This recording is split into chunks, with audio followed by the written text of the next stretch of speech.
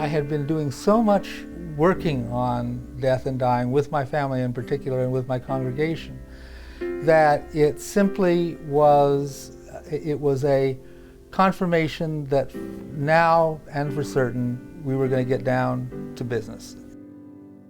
I think that when we die, we're caught short.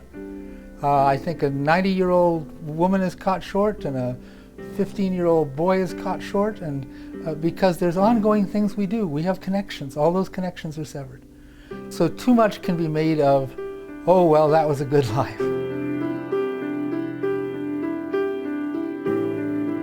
Acceptance is a funny word because it has a profound meaning. It means embrace at one level. And then it has a kind of flat meaning. It means just letting go, letting be. And I want my acceptance of death to be an embrace. Let's just say each one of us is looking through a window that has a number of different panes in it. And each of these panes represents some aspect of our life, our father project, our parent project, our child project, our vocational project, and avocational project, and friendship project. What happens is, if one of these panes clouds over, say our health, we don't tend to look at the light shining through the pane of our health until we get sick. But if that pane clouds over, the tendency is to push our nose up against it, to see through it. And what happens is that all of the light coming from the other panes, the love we could receive, the beauty of the day, all of the opportunities that come when we are made more aware of our own mortality, are blocked out because we are so obsessed by the growing darkness in the pain of our health. But it is best to stand at least far enough back so that you can see that pain in perspective. And I mean pain in both sense of the words.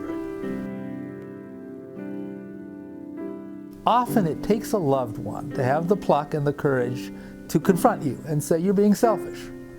I've got some needs too, I need you to attend to them. Now the first response when you're being attacked is, wait a minute, I'm dying, poor me. But if you are close to this person, the odds are you will stop and listen. And then it becomes a conversation. And then you slowly begin to be drawn out of your obsession. And of course, that's in some ways better for you than it is for them. It's good for them, goodness knows. It takes you out of the trap that you're digging for yourself.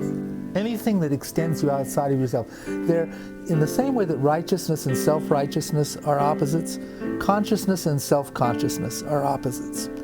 And the more self-conscious we become as we're dying, the less conscious we are of other people's needs and concerns. When I become self-absorbed and feeling lots of pain, and particularly when my wife's around, I'm a baby. And if I can remind myself that I'm being a baby and simply say that, my wife will just jump at the opportunity to point out how true that is. And then all of a sudden we're laughing from just my utter existential babyhood. It helps me break through. And it also gives my wife a good laugh, which is not a bad thing. When you get right down to it, my accepting and embracing death is one thing. Her accepting and embracing my death is another. And ultimately she has to do that. That's part of her, that's part of her spiritual challenge.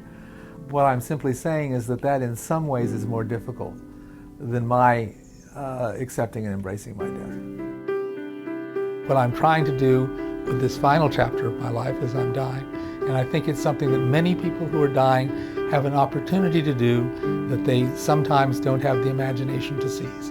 And that is to turn my life to the extent that I can into, and this may sound sappy, but into a prayer.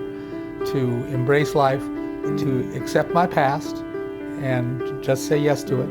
Not to let the future haunt me, but to be in the moment, aware of the miracle, which is life itself, and which would not exist if death were not one of its hinges.